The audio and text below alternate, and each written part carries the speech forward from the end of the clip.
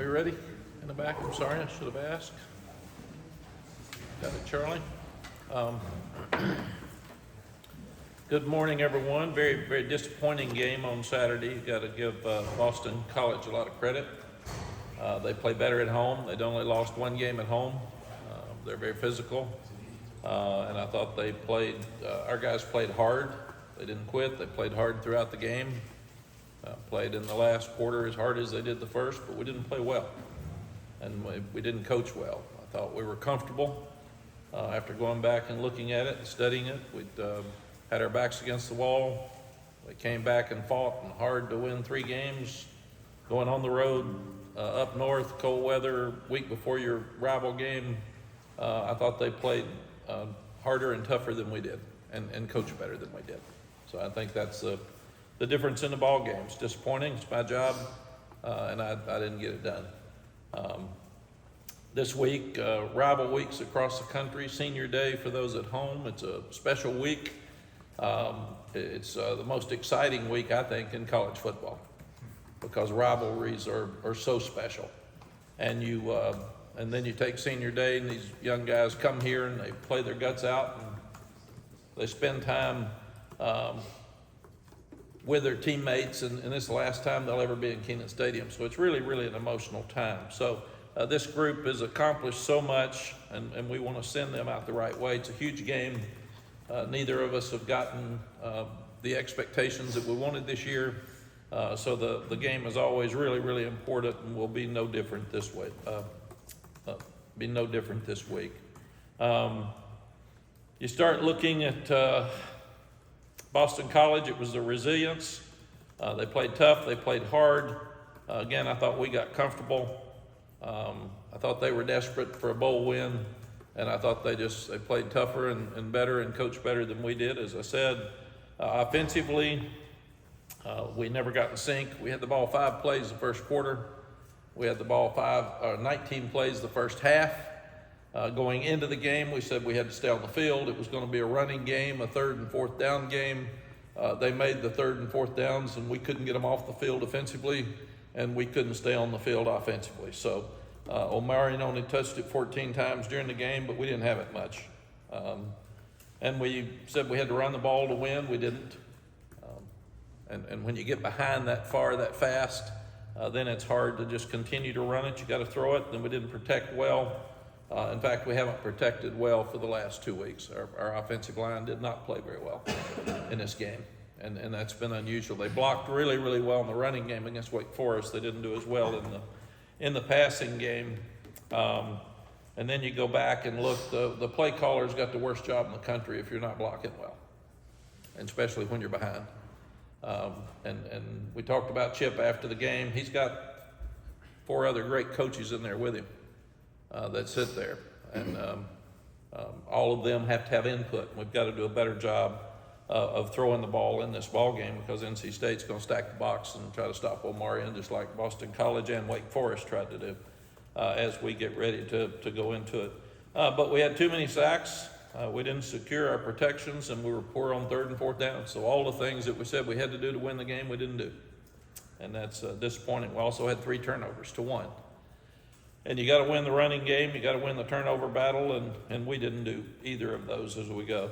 Defensively, we didn't play like we did the last 3 weeks. We had people to the quarterback, but we didn't tackle him. He's a new quarterback, but he's not a guy who is known for his running. Castellanos was. But this guy scrambled and really, really hurt us. In fact, a lot of their yards are when we could have tackled him in the backfield. We lost the tackle, and he scrambled and made first downs, which really, really hurt us, because he escaped time and time again.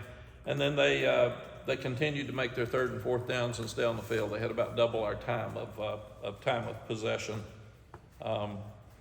So not stopping the quarterback really hurt us. And then we gave up some more yardage rushing as the game went on, because they just beat us down. Special teams, we won our special teams. We had the kickoff return for a touchdown. We had a great day punting the ball. There was one that we didn't do a good job with coverage. They had the good return back to the 15-yard line. But then on the 15, our defense did a good job of forcing field goals. Then our Lucas and Noah, our kickers, both did their jobs on a very windy day. So the biggest thing that was disappointing is we just had been consistent for 3 weeks, and then we went back to the inconsistency that we had during our 4-game stretch where we didn't play well. And we're not good enough to be consistent and win, and especially on the road. So Coach Dorn's in his 12th year at NC State. Obviously a rival game. It's very, very important to both fan bases. They jumped all over us last year and forced turnovers and stopped the running game and did all the things very much like Boston College did last week in the game last year. C.J. Bailey is a really, really good young player. He's exciting to watch. He's very tall. He can run. He can throw. He's a much better runner than the guy that just scrambled and beat us at Boston College, so we'll have our hands full with that. They've got maybe the best receiving core that we'll see. They're really, really talented at tight end and wide receivers. Smothers, Waters, they got a bunch of running backs that are really good defensively. They always play good. Tony Gibson's one of the best coaches in the country, but they've got 3 good running backs. Concepcion, you start looking at their guys, we'll have our hands full and have to play much better. Questions? Mack, last year, after that game last year, emotional game obviously, but Coach Dorn made some pretty derogatory comments. Will you bring that up with the team again this week, or was last year just last year? You know, with social media, you don't have to bring anything up anymore. They see it all. Dave's a good person. He's a good father. He's a good husband. He said something in a locker room that he didn't know was going to be public. Wished he hadn't said it. He and I have talked about it, so we're good moving forward. This is about this year's team. Mack, you mentioned that BC was desperate. They obviously needed to win against you guys to clinch a bowl game. Obviously, you never want to lose, but do you feel like last week's experience in Boston, the silver lining is now you know what can happen against NC State if you don't come out tough? Yes, the thing that you learn in life, and there's so many life's lessons in football. You learn that if you get comfortable, you're not going to be successful in life, in anything. About the time we all feel like we're good, you've always got to be uncomfortable. You've always got to have an edge. You've always got to be a little anxious. And if you don't, somebody's about to take your job. So that's just what you do. I mean, you got to fight and compete every minute of every day. And we competed, but not as hard as they did, because they were in a desperate mode. They had to win. We felt like we had to win, but obviously we didn't. So now we're back. NC State's got to win to go to a bowl. We've got to win to stop the trend of NC State beating us. So it's all there. It's real, and the players know it, and that's what makes this game so much fun. And it makes football so good. It's all there. It's real. Now you got to go do it. And there's a difference in being physically strong and mentally strong. We got a tough team, but we weren't as mentally tough as they were on Saturday. And we're not good enough to win unless we do that. And that's just what we've got to go back to this week. I asked you Saturday about the use or sometimes lack of use of Omari, especially before the game got out of hand. You said to talk to Chip, and we'll ask Chip about it, but also you wanted to look at it yourself. After looking at it, what are your thoughts about some of the usage or not usage of them? You know, it was a day where we never got in sync offensively. I mean, we were out of the game. They scored with 46 seconds left at middle 10. I mean, there wasn't many things that we did that were good during the game. So you get frustrated, and then you got to try to catch up, and then you got to throw it. We're not a team that can throw it every time. That's not what we're designed for. So everything that could have happened in that game was bad. Could Chip have handed it to him more and we'd have gotten beat the same? Probably. But what Chip was doing in retrospect, and all the coaches, and I talked about it a long time yesterday and today, what we're trying to do is win the game. You know, even analytics, when it's 41-7, are saying go for it on 4th and 12 at your minus 20. I mean, at some point, you're not going to win the game. So, but I was really proud that the offense did score late twice, got Jacoby back on track. They did some good things at the end of the game. The defense stopped them on the goal line, stopped them on 4th and 2. So the kids kept playing, and they weren't happy with themselves. They understand we didn't play well, but I do think it was more the circumstances of the game. Unrelated to that question, is it easier to cut the cord to Saturday because it's NC State this week? Or is there something that makes it more challenging because so much of the good vibe may have been derailed a little bit? No, I think it's easier, but you've got to learn that what you do is you go back through that game, you try to figure out what you didn't do well, you learn from it, and you don't make the same mistakes twice. Coach Bowden always used to say, if you keep practicing a mistake, you're not going to change anything. So we've got to learn from it. We've got to have a better edge. We've got to play with more excitement, and energy, and confidence than we did last week. Mack, is there a shift, given what Chip asked earlier, in State's approach to the game? Has there been a shift in the way you approach this game, and maybe coach the players to approach this game, or is it just the same as it's been? No, I guess you're saying, Tommy, that some people say this is important and some don't, and all that stuff. I've coached in rival games for 47 years and won most of them. It is really important. The players know it's important. The coaches know it's important. When something's that important to your fan base, it's important to you. I've known that my whole time. Now, if someone wants me to say I hate Coach Dorn and I hate NC State, I'm not a hater. I don't hate people. I hate to lose. So there's a fine line between that. But absolutely, this is an important game. We've always treated it as an important game. When we won the first two by a lot of points, nobody talked about it because we were supposed to. Then we lost one that we should have won, that we had a 9-point lead with a minute 56 seconds left. And we blew 2 coverages and missed an onside kick, or we would have won 3 in a row. And then we got beaten overtime with a missed kick. And then last year we didn't play well. So these games have been great games. They've come down to the end. They had won 2, we had won 2. Last year they whipped us good. So that's what we got.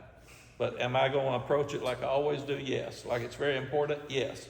Like, do we need to do our best job coaching, our best job playing with the most energy we've got? Yes. So that has not changed. Whatever that perception is, maybe has, but I don't care. It's really interesting. Nobody's in that locker room, and nobody's in that meeting room, and nobody knows how we ever approach a game. What I say publicly might be different than what I say privately as well. Mack, did they call you right after that game or pretty soon after that game? Well, let's move on from that. This is about this year's game. All right, let me ask you about Jacoby. Yes. He had thrown like 150 passes without an interception. You left him in the game late. You feel like you got it out of his system. He won't be gun shy going into this. We did, Chip. We actually talked about at the end of the game, should we put Connor in and make sure Jacoby doesn't get hurt? But more than that, we wanted him to get his confidence back. And we felt like he did that. He had a couple of great drives at the end, and so it worked. After the game was over, it worked well for us to get him more confidence leaving the game. Mack, there was a report last week about you discussing your intentions to return next season. Have you had any recent conversations with Bubba Cunningham about, coaching in the future and what might happen at the end of the year? You never talk to your athletic director till the year's over. Everybody always does that. My total focus is on NC State. What an awful thing to be talking about me when we just played a bad game and need to beat State. And I guess just along those lines, is it still your intention to return next season? Yes, Mack, you talked about this. since I asked you not to talk about it. Thank you for respecting my question. Rupper said after the game that they wanted it more than we did, which I wish you hadn't said that. But the other thing is that the comfort. When do you learn that your team is too comfortable? Can you tell before the game? Does No. it happen on the field? No, Art, it's a most amazing thing.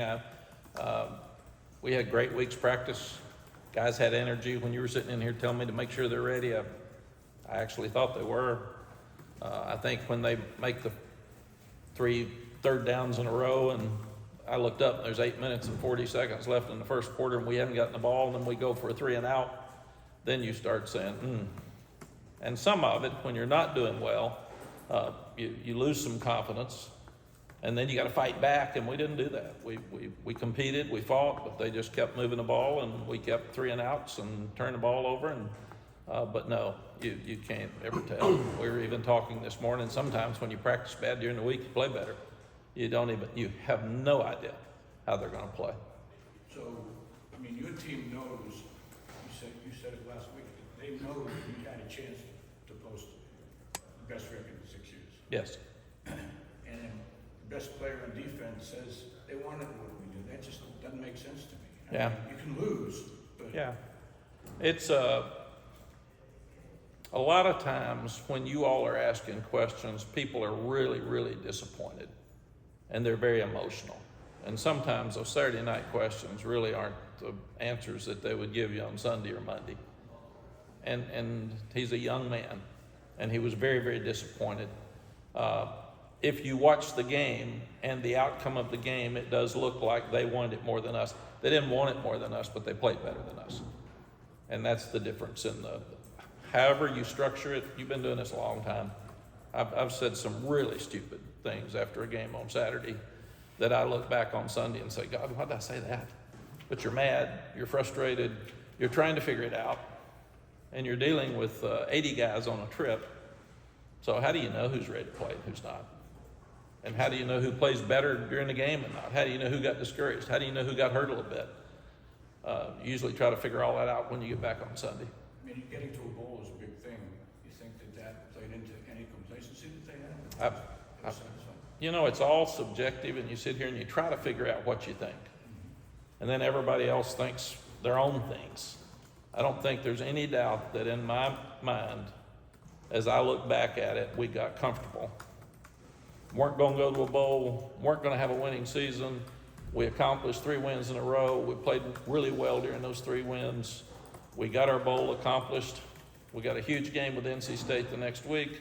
We're going on the road to play a team that's 5-4, 5-4. So yeah, I think we got more comfortable than we should have. Mack, It's Thanksgiving week.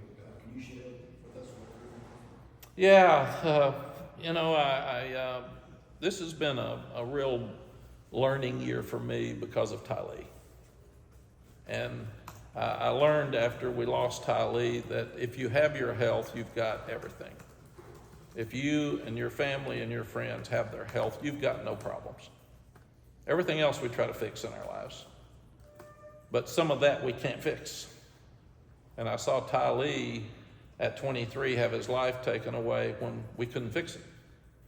We kept him alive for a long time. So I have learned at 73 years old for the first time that every morning I get up, I better be grateful if I have my health and my family has their health and my friends have their health and this football team has its health.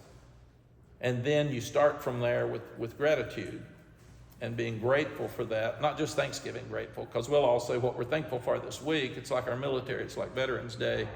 We better be thankful for the military every day, because we wouldn't have our lives like they are today unless they fight every day. And the same thing with Thanksgiving for me. Thanksgiving is a time that we say that it's important to say thanks, but we should do it every morning when we get up. And I start every team meeting now after losing Ty Lee with, let's be grateful for our health. And I pray every night for my family and our teams being healthy.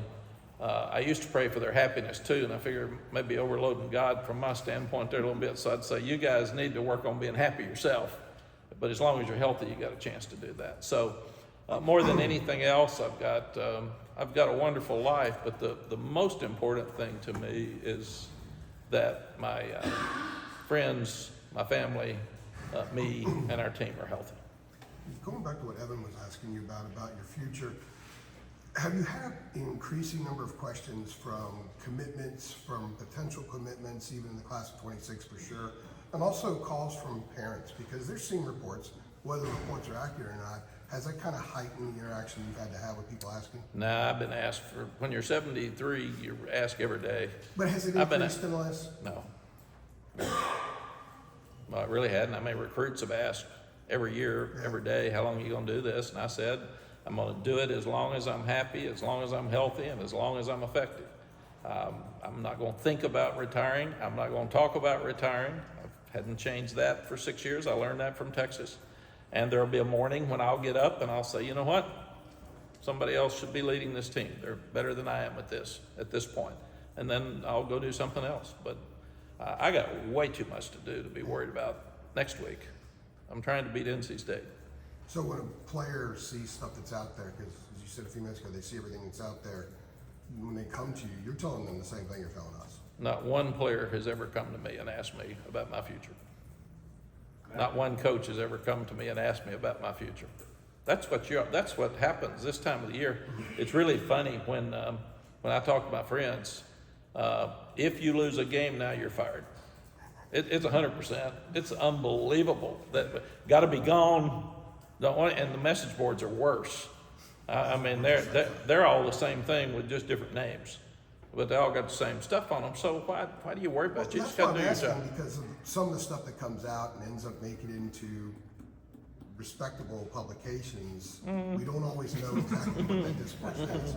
That's why we have to ask you about it. What you might think is respectable might be different from what I think is It should be respectable too. So, because the one writing it or saying it's what I think is respectable or not. Fair enough. Maybe not the job. Fair enough. So, other questions? And when you're 73, people will ask about retirement. Every day. Yeah. Thank you, Chip. When are you gonna quit?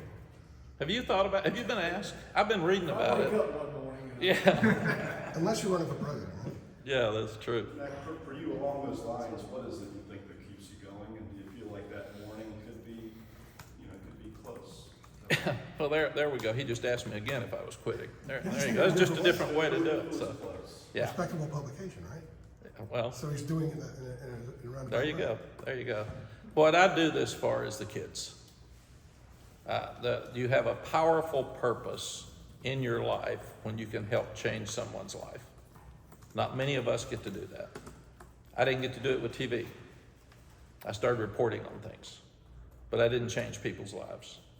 So when you're talking about suicide and Jake Lawler comes upstairs right after it and says, "Coach, I've been thinking about suicide," that changes a life. And I text with Jake all the time, and I see him on Twitter, and he's doing such a great job as a screenwriter, and we could have lost him. So what people don't understand is after a game where everybody would like to beat somebody up for losing and praise somebody too much for winning, I've got to go worry about mental health.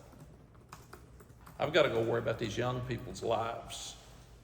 So I've got to take every one of them, and there's that real fine balance between trying to encourage them to get better, pushing them hard to get better, and making sure that they're at an okay place mentally because of all the bullying now that happens on social media and all that stuff. I've had a wonderful life. If I said I would have swapped my life for Tylee's, if I could have done it that day, I would have swapped it. I've done all the things he didn't get to do in my life. So when people say, are you going to do this, you're going to do that, well, it's not about me. I've got the best life in the world. So my job is to try to help others. And what I can do right now is try to help these players. Mac, you've mentioned in the past that when it is senior day, you have to guard against the guys being too amped up, especially at the beginning of the game, and especially when it's an opponent like NC State. You have two seniors on the roster, Jakeem and Josh, who played for NC State in the past. Are you planning to maybe pull them aside sometime this week and just make sure that they're in a good headspace going into this game? Yeah, I talk to all the players like that. We'll talk to all the seniors. And I've always said you cry before the game, but make sure if you're going to cry after the game because you won. You're happy. Don't cry before the game, get beat and not play well. So it's a real emotional time. You think about all the times of Power Eccles has put Cayman Rutgers put into this place. And this will be the last time they'll ever dress in that uniform on this field. And that's pretty powerful now for the rest of your life. So it is a very, very emotional week. And it's always crazy that one of the two always has senior day for the rival game. And then the other one doesn't, which is kind of weird too. So if you get on that year, it adds to the emotion. Do you like that arrangement, always playing State on the last week of the year? You know, I've never thought about it because I only think about things I have some control over. And right now in my life, I got very little control over much. So I'm trying to figure out what I do have control of and do it good. But it is what it is. Can you tell us if there's any players that you know that are going to walk Saturday but have an option to come back? We're giving you Jeremy's got you a list. There's some that have an option to come back but might Yeah. walk. I mean, you talked about it in previous years. Yeah. the coaches have talked to all of them. I think most of them are coming back if they can. The asterisks on there are the ones that are definitely, they can't play anymore. Their eligibility's up. Mack, with 1 week to go in the regular season, we've not gotten to the 12-team CFP yet, but has that hurt or enhanced the regular season at this point? I think what it's done is it's dominated the media more than in our past, because right now all the talk's about the 12 teams, and we're all going to be mad at 13, 14, 15 that don't get in, like we were mad at 5, 6, and 7 that didn't get in when we had 4. I mean, we're back to the same stuff, just more talk. I'm afraid that it may hurt the bowl games, because there's going to be less talk about the bowl games. And when you think of all the teams that they've got, only 12 can play in a 12-team playoff. There's a lot more of them that'll be in bowl games that can't play. So I don't want to diminish what a bowl game does for someone who does not have a program, who in most years can get to the playoffs and still not have a reward system for their team at the end of a good year. When you look at the playoff, Indiana, SMU, maybe BYU or Colorado or Arizona State may make it to the playoff, sort of expanding the number of teams that are possible to get there. When you look at that and you look at where your program is that a realistic goal for this program to be one of those 12 and to be in the playoff? Yeah, it has to be. I mean, you've got to think that. You look at TCU last year. Nobody thought about TCU before the season, and everybody would have asked Sonny Dykes that question. He would have said yes, and you would have said, yeah, sure. And here he is playing the national championship, so sure it is. And I do think the fact that your conference champion gets an automatic bid really, really helps the different conferences to have a representation, even if their team wouldn't be in the top 5 or 6 on a normal year. What will it take to get this program to that level? Obviously, you guys were close maybe the last couple of years. What kind of investment or what will it take to kind of get you in that picture late November? Yeah, that would be about an hour-and-a-half conversation at some point where we'd sit down with the NIL's been crazy, transfer portal's been crazy. Revenue sharing is going to help the schools that haven't had a lot of NIL money, because you're going to have more than you've had. Still, the collectives, the ones that have the most money, are still going to have the most money. So, but the revenue sharing, when that money gets divided and your department determines how much you're going to get, will give schools like us more money for the players than we've had. So that will help definitely. You got through the last couple of weeks without having to use Caleb Hood. Now you got him for the last 2. Yes. What does that kind of do for the running back situation? Yeah, it obviously gives us depth. And they said this morning that now Darwin Barlow is going to be back this week too. So we'll watch him tomorrow, right? That was on there. So we'll get to watch him, and then Coach Porter just got to figure out how that balance is. Davion Goss has done a good job when he's come in. So he's really a good player. But now we've got Caleb for this game and for the bowl game. And we were trying to hold him just so we would have him available for this game if we needed it. You said earlier about the last 2 possessions getting Jacoby some confidence back. Had to do a lot for Davion too. He had a lot of success those 2 series. It really did. And he's a good player, and he played with C.J. Bailey, the quarterback at NC State. So this will be a special game for those 2. Mike, is Amarian indicated to you this might be his last game? You said that before, I didn't know if you. Yeah, he has not. He would. Yeah. No, he. In fact, I heard that some of you all asked him, and he said, "I want to think about that after the game, or after the last game, or after the bowl game, or something." And I've never asked him, because he would say, "Coach, I want to beat NC State." That would be all he'd say. In fact, he might not say coach. He'd just say, "I want to beat NC State." That'd be a long conversation with him. But what we will do is Brian Simmons is our NFL liaison now with the scouts. He and Coach Porter and I will sit down with Dad and Mom and Omarion and just talk about what's best for him. And then we'll definitely do what's best for him. On the note of just rivalry games, what are your thoughts on the Texas A&M game coming back? You know, when it is the NC State, you're supposed to say ours first, I got in trouble with that at Texas. It is the UNC, NC State rivalry in this state. It's that all the people, it's just a bigger state, but all the people work together, all the people have grown up together, a lot of the families have people at both schools, and when you do that, it's really emotional. We said there were divorces over it. There were times that people wouldn't even eat Thanksgiving dinner together. There were all kinds of different colors that are scattered throughout the stadium during the game. So I love rival games, and I hated it when the Texas A&M game was not being played anymore. And I think this is really cool that not only are they playing again, but they're playing in the same conference. So it usually has national implications. It'll have conference implications. So that's what makes this game with NC State so special. Everybody in this state will be aware of our game this week. Everybody in the state of Texas is going to be aware of the Texas A&M game this week. And that's pretty cool when high school football in your state, high school coaches, and every person in this state, whether they have a favorite or not, all of them will be watching this game on Saturday. Has NIL changed the decision that a running back would have to make? In the past, you say, man, you can't take another 250 carries. You got to get to the NFL and get your contract started.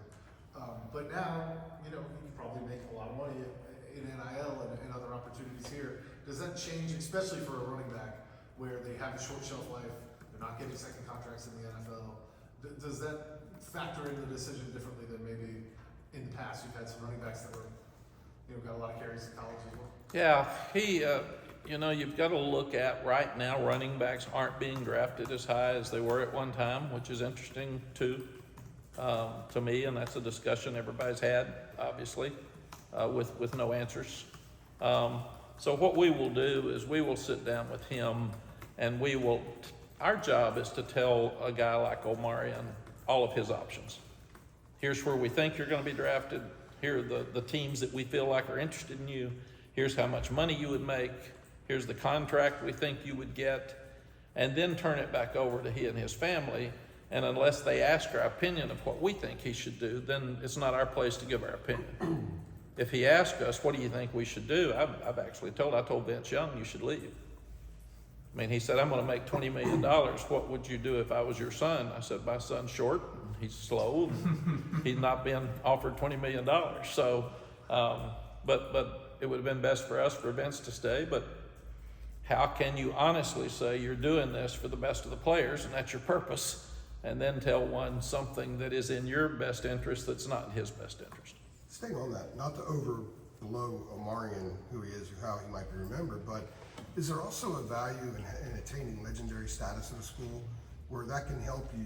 You always say create your NIL for life. So let's say he comes back, breaks all the records, contends for Heisman, you guys have a great year. He could be a legend forever, and that could pay off in a lot of different ways for the rest of his life. Is there a way you could pitch that to a kid and say, look, this is on the table too? Well, there is. I pitched it to Drake, and he said $40 million worth of NIL. It's a little different. And I said, But in Omarion's case, he doesn't have that $40 million sitting there. No, but he's going to make a whole lot of money if he goes. So, and again, the things have changed so much, and this is where, as a 73-year-old, you have to really adapt. When we went to the Orange Bowl and we had 4 kids not play, I thought, what a dream for North Carolina to be in the Orange Bowl with a chance to beat number 5 Texas A&M. And I knew then it was different. Because when those 4 said, I'm not going to play in the Orange Bowl for North Carolina, I thought, wow, really? So I've had to really adjust to that, because that's different than definitely than the way I was raised. Now it's expected. Huh? I remember when it came out when Gerarte came and told you guys he was going to play and he wasn't going to play, and people, there was uproar. That was just 4 years ago. Yeah. Now it's expected. People are now factoring, well, that guy's not going to play. That's what I mean. So that answers your question. Yeah. Matt wanted to ask you about adjustments in terms of recruiting. When the early signing period is, I guess it's 10 days away. With the transfer restrictions that have changed, how much has that impacted how you're looking at high school recruiting in general? And does high school recruiting, let's say, benefit? Is it a benefit you look at high school for certain positions versus transfers for certain positions, or Is that balance of immediate versus the long term Yeah. in your recruiting? Aaron, it's a great question, and we're all evolving through our new thought process. We signed 26 high school guys 2 years ago. And we're tighter on our numbers because you signed 26, and we haven't had that many leave. But then if they're gonna cut you to 105 probably. So you don't wanna take an average player. It's harder to take a player that you feel like you're gonna have to develop over 3 or 4 years. People are getting fired now in 2. So it's not like we got patience anymore.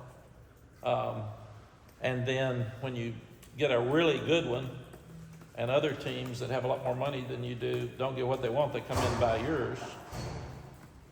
So that's where the transfer portal has to become more important, because you want to get a great high school player because you need him to play in the first or second year, and that's what makes it different. So we're going to sign a small high school class this year and look to have a heavy year in the portal, more than we did last year. And you've got to replace your guys that we're losing defensive linemen. So that's who we've got to replace in the portal. Everywhere else, we'll get somebody if we need them, but we have to have a good portal defensive line class for us to be able to maintain the things Ted's done this year up front on defense. Have you been told how much of that $20.5 million of revenue sharing is coming to football? No, we haven't. On the NIL, I mean, and to build off Beard's question, is money spent either way, but have you found that there's more value in the older developed guys versus wondering about the younger potential guys? Tommy, it's another great thought. It's really hurt high school recruiting that you can go pay for a guy in the portal with experience because you know who he is at 20 years old.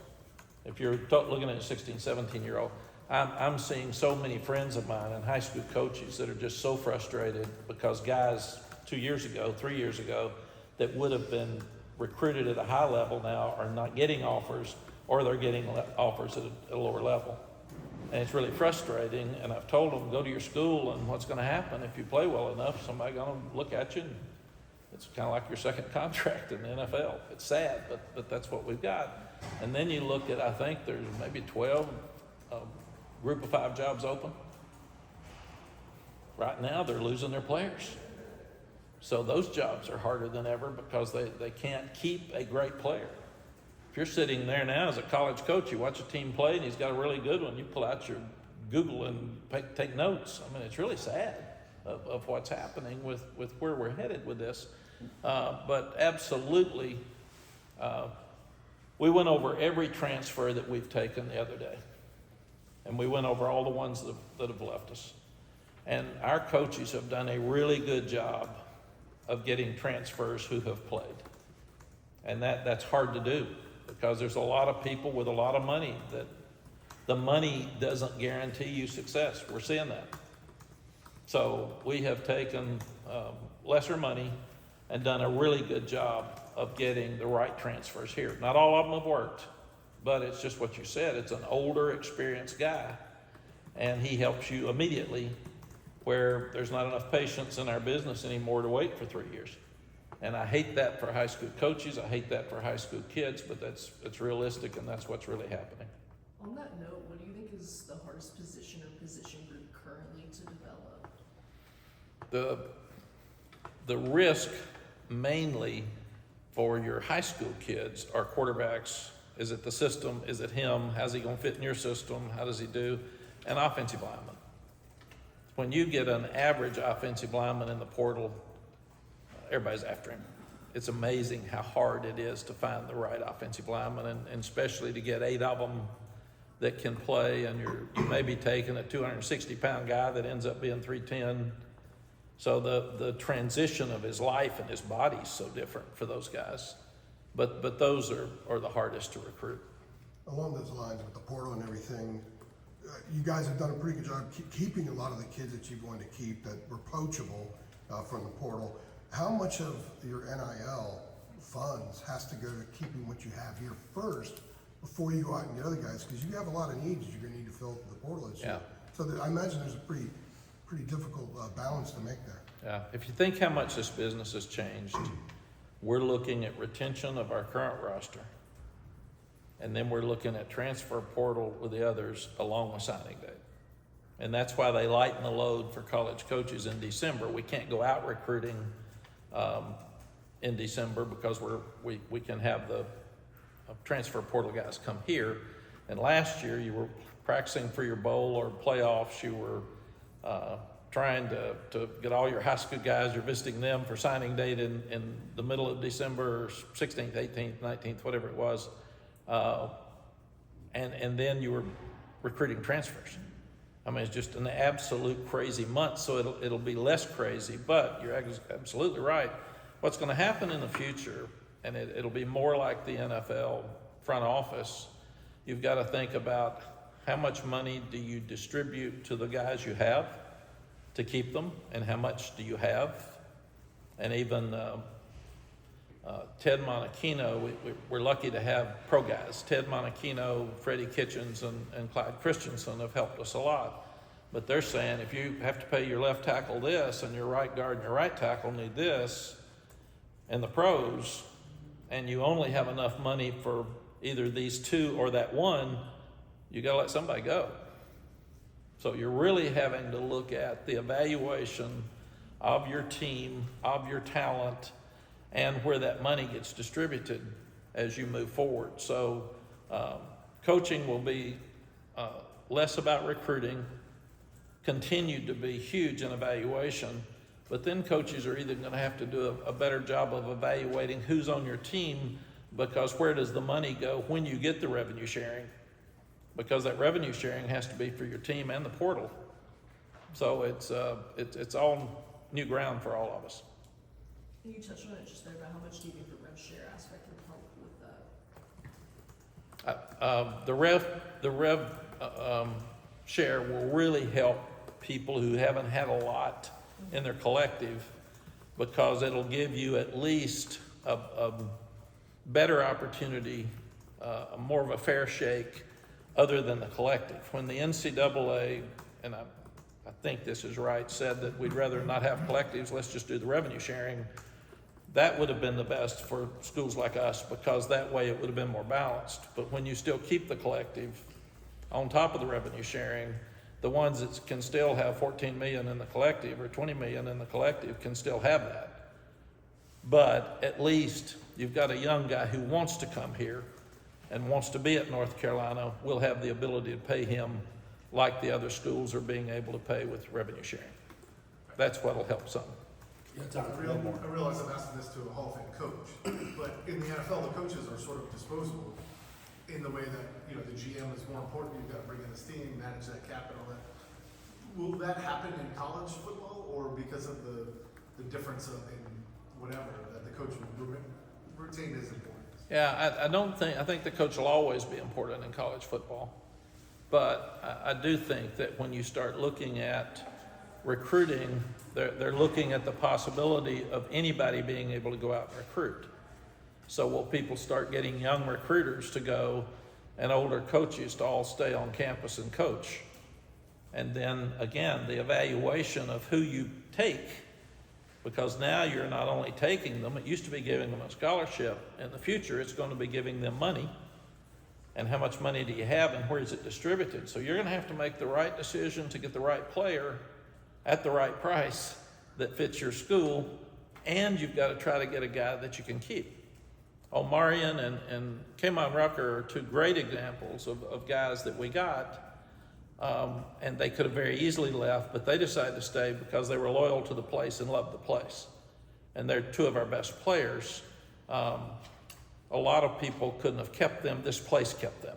And that's what we've got to look at. So why take a guy that you feel like you're going to lose after a year, because that hurts you more, because then you develop him a year and then you lose him, and you've helped somebody else get a better player. So you got to try to figure out who fits here, who can you afford to take here, and who's going to stay here. So it's gotten much more complicated than it used to be to just offer a scholarship. All right. Yeah. Thank you, Coach.